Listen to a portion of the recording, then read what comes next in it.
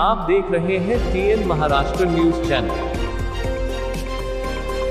अपहरण, घातक शस्त्र बाळगणे यासारखे गंभीर गुन्हे करणाऱ्या प्रफुल्ल उर्फ गुड्ड्या कसबेवर मकोका कारवाई करत तुरुंगात पाठवण्यात आलं होतं। त्यानंतर 3 वर्ष तुरुंगात राहिलेला गुड्ड्या काही दिवसांपूर्वीच बाहेर आला होता। बाहेर आल्यावर मात्र त्याने कहर केला होता। सोबतीला 50 ते 60 पोरं घेऊन त्याने येरवड्यातील लक्ष्मीनगरात चक्क रॅली काढली होती। त्याच्या या रॅलीचा व्हिडिओ देखील तेव्हा चांगलाच व्हायरल झाला होता। त्यानंतर पुणे पोलिसांवर टीका होऊ लागली। तुरुंगातून सुटलेला गुंड रॅली काढतोच कसा असा प्रश्न विचारला जाऊ लागला। टीका होऊ लागल्याने पोलीसही सावध झाले आणि त्यांनी गुड्ड्या कसबेसह रॅलीत सहभागी झालेल्या पोरांवर गुन्हे दाखल केले। पोलिसांनी त्याच्यासोबत वावरणाऱ्या या पोरांना जन्माची अद्दल घडवली। येरवड्यात सर्च ऑपरेशन राबवत गुन्हे शाखेच्या पोलिसांनी एकाला शोधून काढलं आणि पोलिसी इसका दाखवला होता। दरम्यान पोलिसांचा हा रुद्रावतार पाहून गुड्ड्या कसबे पसार झाला होता। पोलिसांना तो सापडतच नव्हता। अखेर महिन्याभरानंतर गुड्ड्या कसबे पुन्हा पोलिसांच्या ताब्यात सापडला। पोलिसांनी त्याला बेड्या ठोकल्यानंतर त्याची अशी काही अवस्था केली की तो आता जन्मात विसरणार नाही।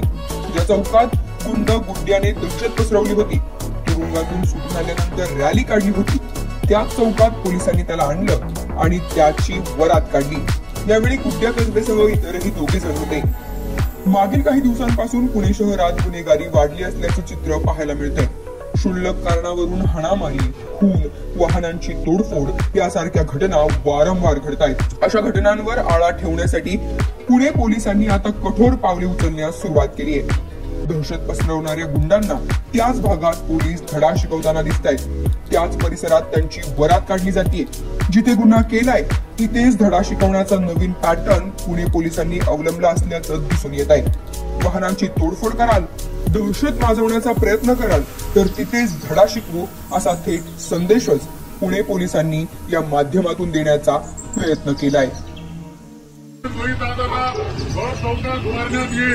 याची कृपया आपण नोंद घ्यायची आहे। कुठल्याही महिलेला तो छेडछाड करेल, कोयता घेऊन हवेत फिरेल, गोळीबार करेल अशा कुठल्याही स्वयंघोषित महिला भर चौकात मारण्यात येईल याची कृपया सगळ्यांनी नोंद घ्यायची आहे। दरम्यान पुण्यातील गुन्हेगारीविषयी चिंता व्यक्त केली जात असतानाच पुणे जिल्ह्याचे पालकमंत्री असलेल्या अजित पवार यांनी देखील पुणे पोलिसांना चांगलंच सुनावलं।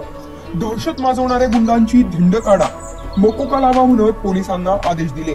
त्यानंतर पोलिसांनी आता अशा स्वयंघोषित गुंडांना धडा शिकवायला सुरुवात केली। पोलिसांच्या या ऍक्शन मोड नंतर स्वयंघोषित भाईंची भाईगिरी कमी होते का हे पाहणं महत्वाचं ठरणार आहे। बिबवेवाडीमध्ये 25 गाड्या फोडल्या आणि त्यापैकी 6 मोटरसायकली, 15 गाड्या, 4 ऑटो रिक्षा।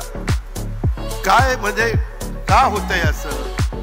कोयता गँग, अरे कुठला कोयता काढला आणि कुठली गँग काढली? अहो त्यांचा बंदोबस्त करा ना, मकोका लावा, काय करायचं ते करा। एक आरोपी पकडला, अहो पकडल्यावर त्याची धिंड काढा, त्याची अशी धिंड काढा की सगळ्या शहराला कळलं पाहिजे की चुकल्यानंतर कायदा किती श्रेष्ठ आहे, कोण मोठ्या बापाचा नाही, कोण छोट्या बापाचा नाही।